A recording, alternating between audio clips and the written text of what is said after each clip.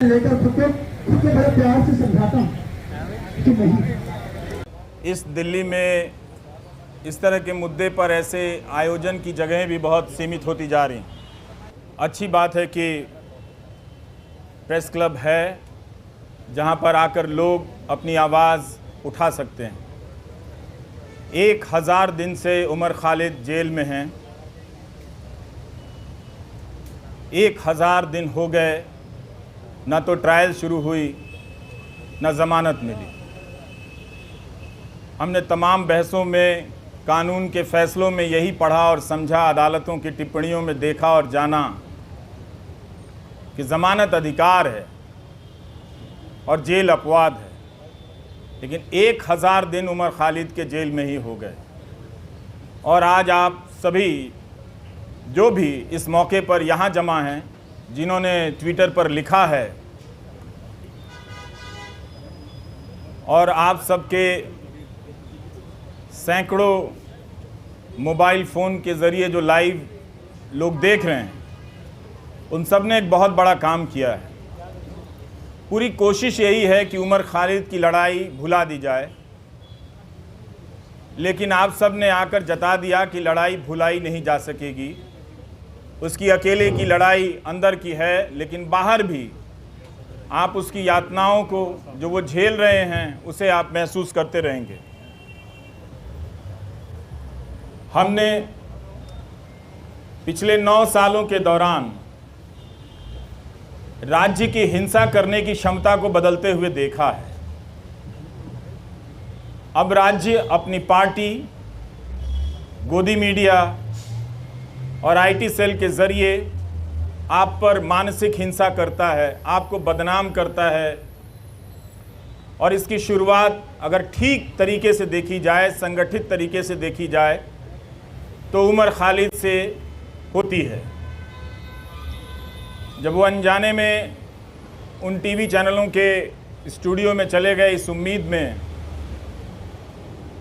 कि इन चैनलों के ज़रिए किसी की बात रखी जाती है, किसी का पक्ष रखा जाता है, मगर जब तक वो जाते तब तक चैनलों ने अपना रुख हमेशा हमेशा के लिए आने वाले 10-12 साल और न जाने और कितने साल के लिए बदल लिया था। तो उस गोदी media, IT cell, political party के ज़रिए एक पीएचडी के छात्र को देशद्रोही के रूप में स्थापित कर दिया गया। समाज की नज़र में उसे कमज़ोर कर दिया गया, जो पहले से ही कमज़ोर था। हमारी आपकी तरह पढ़ने लिखने वाला एक लड़का था जो नहीं जानता था कि उसके पीछे इतनी तैयारी से सिस्टम ने हमले के सामान जुटा लिए। दूसरा तरीका राज्य ने अपनी हिंसा का ये बदला।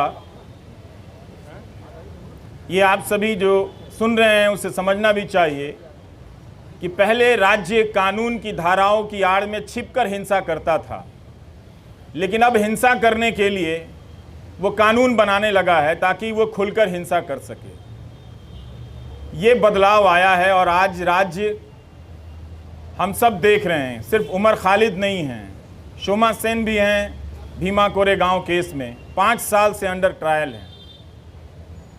जब बड़े बड़े न्यायाधीशों को अंडर ट्रायल के बारे में बोलते हुए सुनता हूँ तो मुझे लगता है कि यही 2-4 केस उन्हें भी नज़र नहीं आते होंगे, या उन्होंने भी अपनी सुविधा के हिसाब से इन कुछ केस को देखना सुनना बंद कर दिया है, इस तरह से कि ये केस छोड़कर बाकी और केस पर बोला जाए। तो कभी भी सबके सामने में है, सुप्रीम कोर्ट ने तमाम टिप्पणियां की है ज़मानत को लेकर, सबके सामने ये बात है, मगर कभी भी 1000 दिन तो सुनवाई चली है दिल्ली की निचली अदालतों में, बेतवा शर्मा ने लिखा है, और कोई 400-300 दिन दिल्ली हाई कोर्ट में इस तरह से ज़मानत को लेकर सुनवाई चलती रही है। इसके बाद भी ज़मानत एक इतनी मुश्किल उम्मीद इस लड़ाई में बनकर सामने आ गई है। यही उम्मीद कर सकते हैं कि कभी कभी न्याय व्यवस्था की अंतरात्मा किसी रात तो जगती होगी, और जब जग जाएगी तो देखेगी कि कानून के हाथ लंबे नहीं, उस कानून के हाथ रंगे हाथ भी होते हैं। उसे नज़र आएगा, वो बात समझ में आएगी कि क्या हो रहा है। हम सब ने यह भी देखा है कि मीडिया के स्पेस से उमर खालिद को धीरे धीरे पीछे की तरफ धकेल दिया गया, किनारे कर दिया गया, ताकि भुलाने की प्रक्रिया में तेज़ी आए। मैं अक्सर सोचता हूं कि जो लोग शुरू में बोला करते थे वो लोग आगे चलकर बोलने की प्रक्रिया से ऊब गए या उस प्रक्रिया के सहयात्री हो गए जिसने ये तय किया है कि हम जब किसी के साथ इस तरह की यातना करेंगे, खूंखार धाराओं में उसे बंद कर देंगे तो उसे भूल जाना होगा, उसे उसके हाल पर छोड़ देना होगा। उमर खालिद की जितनी भी तस्वीरें आई इस दौरान, जहां भी छपी या चंद वीडियो में नज़र आए, मैंने एक हंसता हुआ लड़का देखा, लेकिन उस हंसी को देखकर अपने भीतर उदासी भर जाती थी कि हंसी जो है वो अपने लिए नहीं, वो हम सब के लिए छोड़कर जा रहा है कि आप शायद अपनी ज़िंदगी में सामान्य होंगे। इस वक्त एक ओवल में फालतू का मुकाबला चल रहा है, इंडिया ऑस्ट्रेलिया के मैच में ट्वीट करके अपने आप को क्रिकेट प्रेमी जता रहे होंगे, जता सकते हैं, बिल्कुल अपनी ज़िंदगी जी सकते हैं और ज़िंदगी को उसी रोशनी और संगीत के साथ जी सकते हैं। मगर याद करने का जो फ़र्ज़ था नागरिकों का बहुत लोगों ने भुलाया और ये होते हुए हमने देखा। उनके लिए एक ऐसा विषय बन गया जिस पर लिखना, जिस पर बोलना राज्य से टकराने के जैसा हो गया। वो अपना हिम्मत हारने लगे। लेकिन यहाँ आकर यही लगा कि शायद मैं उन 2-4 लोगों की परवाह कर रहा था। आप हज़ार लोगों को, सैकड़ों लोगों को नहीं देख रहा था जो आप राज्य से लड़ रहे हैं। राज्य कई तरह के सेंसर लगा रहा है, लेकिन फिर भी आप बातों को पहुंचाने के लिए अपने कैमरे हाथ में थाम कर उठाकर खड़े हैं। ये बहुत बड़ी बात है। मैं याद करना चाहता हूं उमर के साथ आज बेतवा शर्मा को भी, जिन्होंने दिल्ली दंगों के मामले में शानदार रिपोर्टिंग की, आज भी की है बेतवा ने, और पहले भी सफूरा के मामले में उन्होंने शानदार रिपोर्टिंग की, और जिसकी वजह से लोगों ने जाना कि नताशा नरवाल, देवांगना कालिता, इन सब के साथ क्या हो रहा है। इन्हें ज़मानत मिली, लेकिन उमर खालिद को ज़मानत नहीं मिली। हम इस केस के बारे में जिस तरह से आज बेतवा ने लिखा है कि दिल्ली पुलिस की गवाहियों में, उसकी दलीलों में कितने अंतर्विरोध, अंतर पाए गए हैं, ये सब डॉक्यूमेंटेड है। और आप सभी को पढ़ना चाहिए कि एक पत्रकार ने, और पत्रकारिता सीखने के लिए भी पढ़ना चाहिए कि अपनी उस बात को कहने के लिए बेतवा शर्मा और उनकी टीम ने कितने हज़ार पन्नों के दस्तावेज़ों को पलटा होगा, और उनके वकीलों ने जो उमर के साथ लड़ रहे हैं उन लोगों ने कितनी कानून की किताबों को पलटा होगा कि इंसाफ और ज़मानत तक के दरवाजे तक उमर खालिद को ले जाएं। मगर लगता है कि वो दरवाज़ा, उस दरवाजे तक पहुंचने का रास्ता बहुत लंबा कर दिया जा रहा है, या शायद उमर खालिद के लिए ही बहुत लंबा है, या शोमा सेन के लिए बहुत लंबा है। स्टेन स्वामी के लिए तो वो दरवाज़ा कभी उस दरवाजे तक पहुंच ही नहीं पाए, इस दुनिया से चले गए। और भीमा कोरेगांव केस में क्या हो रहा है ये सब हम सब देख रहे हैं। नेहा मसीह ने कितनी बार, इन सब चीज़ों को याद करने की ज़रूरत है। वॉशिंगटन पोस्ट के ज़रिए रिपोर्ट की कि भीमा कोरेगांव केस में लोगों के कंप्यूटर में फर्जी फाइलें डाल दी गईं जिससे उन्हें प्रधानमंत्री की हत्या की कथित साजिश के आरोप में आरोपी बनाया जा सके, और लोग इन धाराओं में, इस मामले में कई महीनों से जेल में हैं। इसलिए उमर को याद करना, उमर के साथ साथ इन तमाम मामलों में बंद कर दिए गए लोगों को याद करना भी है। और ये अच्छी बात है कि रोना विल्सन को कोई याद नहीं कर पाता है, शोमा सेन को कोई याद नहीं कर पाता है। वो कुछ बंदिशें लगी हैं, याद करने वालों ने अपने लिए कुछ कायदा चुन लिया है कि हम इन्हें याद करेंगे, इन्हें याद करने में ज़्यादा सुरक्षा है, इन्हें याद करने में ज़्यादा ख़तरा है, तो वो अपनी सुविधा के हिसाब से किसी को याद करते हैं, किसी को याद नहीं करते हैं। तो उसमें उमर खालिद की जगह अब भी ऐसी बनी हुई है, आप लोगों ने बना कर रखा है कि आप लोग उसे याद करेंगे, और जब भी उसे याद करेंगे उसके चेहरे के साथ साथ इन सभी चेहरों का चेहरा सामने आएगा।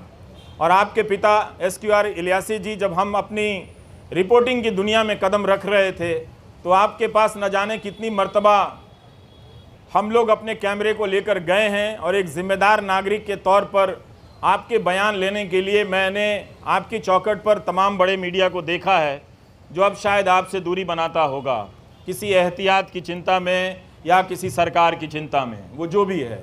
लेकिन प्रेस क्लब की ये सभा आश्वस्त करती है कि राज्य के पास ताकत तो बहुत है, लेकिन आप लोगों के पास इरादे भी कुछ कम नहीं हैं। आप लोग याद कर रहे हैं उसे, इस 1000 दिन को आपने यूँ खाली जाने नहीं दिया, याद करके बता दिया कि नाइंसाफ़ियाँ जहाँ जहाँ दर्ज है हम उन्हें पहचानते रहेंगे, उनके बारे में हम लौटते रहेंगे और लोगों को बताते रहेंगे। हम और आप यही काम कर सकते हैं, इस उम्मीद में कि कभी ना कभी किसी का ईमान जागेगा, और ईमान जागता है और लोग उन फैसलों को पलट कर देखेंगे, उन गवाहियों को देखेंगे। दिल्ली पुलिस में भी बहुत सारे अच्छे लोग हैं, वो लोग समझेंगे कि उनके हाथ से किस तरह की नाइंसाफ़ी हो रही है।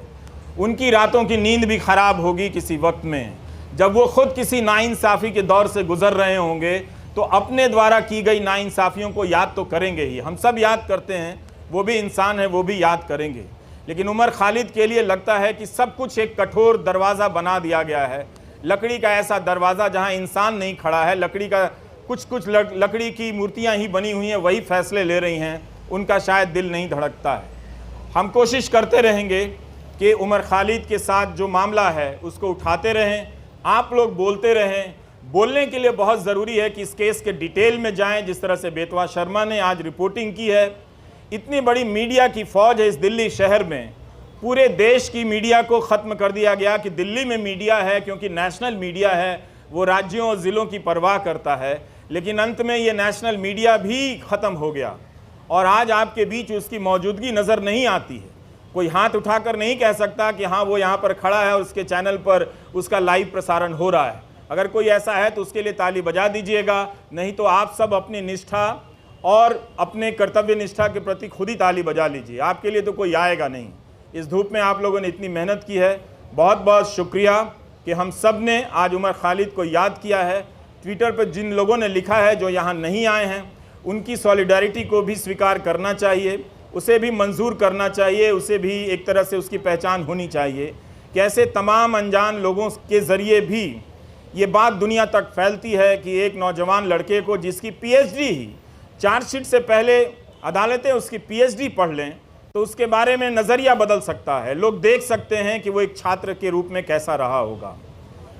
उमर खालिद की दोस्त आकांक्षा अपेक्षा प्रियदर्शनी का मैं एक नोट पढ़ रहा था कि जब वो मिलने गईं और उमर खालिद ने बताया कि कोविड के दौरान सुप्रीम कोर्ट के आदेश से कई लोगों को जेल से बाहर जाने की इजाज़त दी गई, और जब वो लौट कर आए तो उन्होंने पूछा कि आप अभी तक यहीं हैं। मतलब उस महामारी में भी किसी को ये याद रहा कि इस एक कोई उमर खालिद है जिसे बाहर नहीं भेजना है। उस महामारी में भी उसकी पहचान याद रखी गई, उसकी निशानदेही को याद रखा गया। इस तरह की नाइंसाफ़ियाँ जो एक आम कैदी को मिलनी चाहिए, वो भी उसे नहीं मिलती नज़र आ रही हैं। ये बहुत चिंता की बात है। और जब तक ये है, अदालतों के मंच से बड़े बड़े न्यायाधीशों का बोलना हमें खाली सा लगता है, हल्का सा लगता है कि वे अंडर ट्रायल और अधिकारों की बात बहुत संजीदगी से करते हैं। कई बार ऐसा लगता है कि शायद वो बात कहने के लिए करते हैं, नहीं तो ये बात अपने फैसलों में ही पलट कर देख लेते कि जब सबके लिए वो फैसला हुआ था तो क्यों इस व्यक्ति के लिए, क्या वो व्यक्ति इतना ज़्यादा खतरनाक है। मीडिया अगर धारणा बना देगा, गोदी मीडिया का एक एंकर रोज़ दंगाई मानसिकता फैलाता है, उसके खिलाफ कोई कार्रवाई नहीं हुई, और उस तरह के एंकरों से किसी को देशद्रोही बना दिया जाता है, उस पर राज्य व्यवस्था और न्याय व्यवस्था उसे लेकर इतना क्रूर हो जाती है, कोई दया भी नहीं दिखाती है, उसका प्रदर्शन नहीं करती है। हमारे तमाम न्यूज़ चैनलों के एंकरों ने बुलंदशहर के मामले में क्या हाल किया आप सभी ने देखा होगा। वो कल्पना कर लेते हैं कि मूर्तियां जिन्होंने खंडित की वो किस समुदाय के हों, वो रिपोर्टिंग अब नहीं करते हैं। इसी तरह से उन्होंने उमर खालिद के बारे में कल्पना कर ली और उसे वास्तविकता में बदल दिया। ये तो गनीमत है कि वहाँ की पुलिस डिपार्टमेंट को ये बात समझ में आ गई कि कुछ खतरनाक चीज़ें हैं।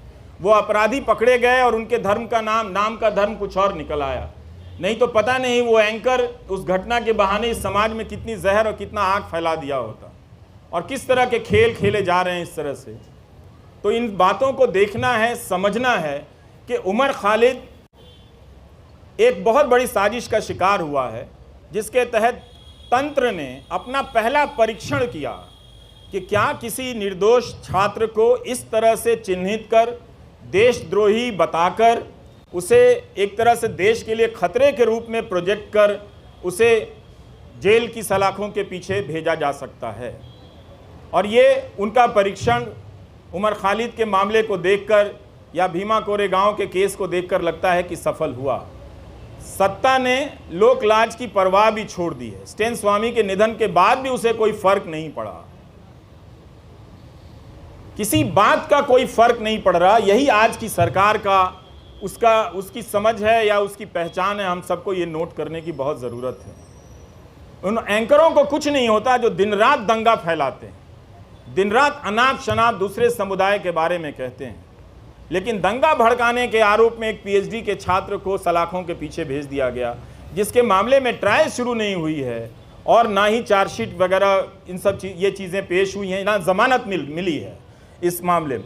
तो हमें ये इस अंतर को पहचानना है कि कुछ लोगों को दंगा फैलाने की खुली छूट मिली हुई है, गोली मारने के नारे लगाए जा रहे थे। वो कौन लोग थे जो इस कानून को लेकर आए और आज तक इस कानून को लागू नहीं कर सके। इस कानून को लागू करने के नियम तक नहीं बनाए गए, लेकिन 2019 के दिसंबर में आप जाकर देखिए लौटकर, तो इस तरह से सब कोई चिल्लाता था, चीखता था सरकार की तरफ से कि इस कानून को सूर्योदय से पहले ही लागू हो जाना चाहिए, ताकि दिन के निकलने से, सूरज के निकलने के साथ ही हम सब इसे लागू करें और देश को बचा लें। मगर अब उस कानून का नाम वो उन इलाकों में ही जाकर नहीं लेते। अब उस कानून का खौफ मणिपुर में भी पैदा हो गया है। वहाँ भी कुकी जनजाति के लोग इस बात से चिंतित हैं, घबराए हुए हैं कि क्या कहीं ऐसा होगा कि हमें भी एनआरसी की यातनाओं से गुजरना होगा। तो मणिपुर को लेकर देख लीजिए या दिल्ली दंगों को लेकर, जिसकी जवाबदेही तय होनी चाहिए थी गृह मंत्री की, उनकी जवाबदेही तय नहीं हुई, आज तक तय नहीं हुई। गोली मारने के जो नारे लगा रहे थे उनका मंत्रिमंडल में प्रमोशन हो जाता है। सुप्रीम कोर्ट को कहना पड़ा दिल्ली पुलिस से कि ये जो नारे लगा रहे हैं वो मेडिकल प्रिस्क्रिप्शन नहीं है। इसके बाद भी जो व्यक्ति शांति की अपील करता रहा, शांति की बातें करता रहा, वो दंगों की साजिश के आरोप में जेल में इस तरह से बंद कर दिया गया है। तो इस 1000 दिन को आप याद रखें। ये 1000 दिन सिर्फ उम्र के नहीं हैं, ये 1000 दिन भारतीय नागरिक समाज, न्याय व्यवस्था के अफसोस के दिन भी हैं, उनके शर्म के भी दिन हैं। नमस्कार, थैंक यू।